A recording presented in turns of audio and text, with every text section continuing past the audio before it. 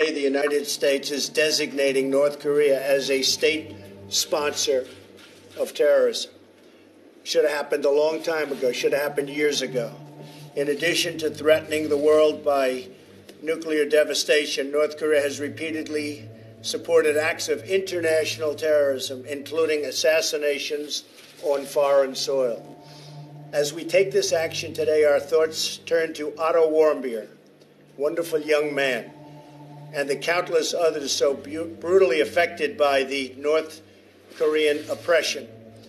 This designation will impose further sanctions and penalties on North Korea and related persons and supports our maximum pressure campaign to isolate the murderous regime that you've all been reading about and in some cases writing about. Tomorrow, the Treasury Department will be announcing an additional sanction and a very large one on North Korea, and this will be going on over the next 2 weeks. It'll be the highest level of sanctions by the time it's finished over a 2-week period. The North Korean regime must be lawful. It must end its unlawful nuclear and ballistic missile development and cease all support for international terrorism, which it is not doing. So that was the report from Donald Trump.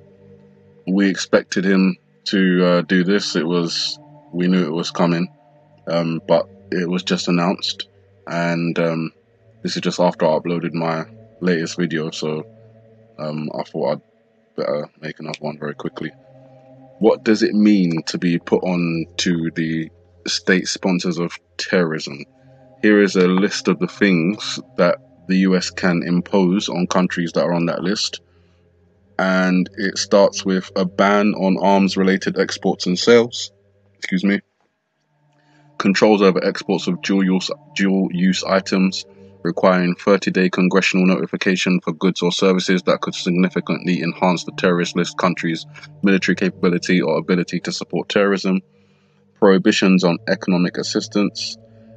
Imposition of miscellaneous financial and other restrictions, including requiring the United States to oppose loans by the World Bank and other international financial institutions, lifting diplomatic immunity to allow families of terrorist victims to file civil lawsuits in U.S. courts, denying companies and individuals tax credits for income earned in terrorist-listed countries, denial of duty-free treatment of goods exported to the United States, authority to prohibit any U.S. citizen from engaging in a financial transaction with a terrorist list government without a Treasury Department license, and prohibition of Defense Department contracts above $100,000 with companies controlled by terrorist list states.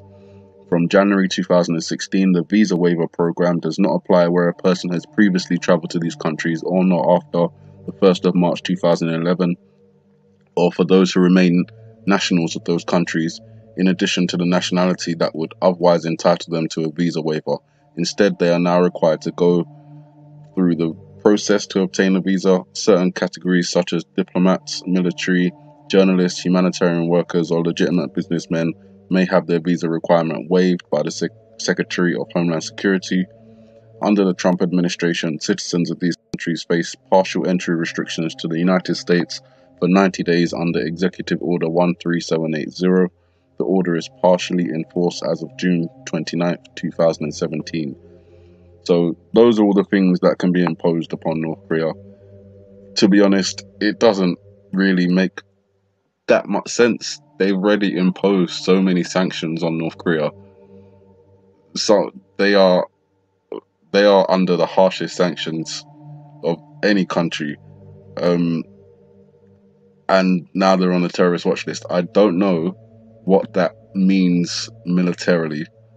These sanctions are economic sanctions.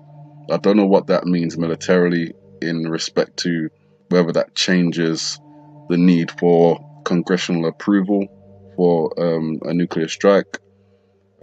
As it's been reported already, and I've conveyed to you guys, the general said he would, refuse an illegal request.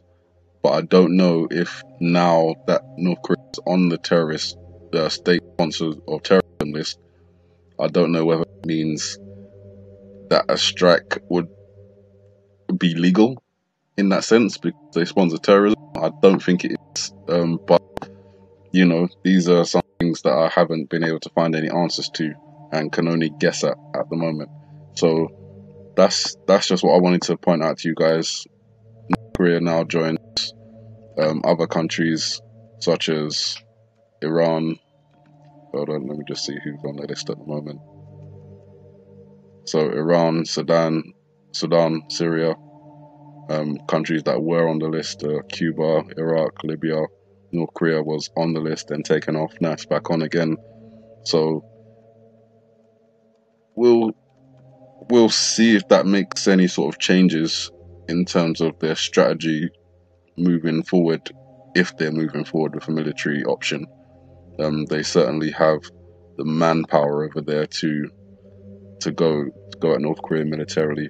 Free aircraft, say the word, free aircraft carriers, 30,000, over 30,000 American troops, plus the South Korean troops and the Japanese troops. So there's a lot going on in that region of the world, as well as in the Middle East, and on the home soil. So just gonna have to keep our eyes open and make sure that we're not, missing anything there. That's it. Again, good morning, evening, afternoon, wherever you are. Take care of yourselves.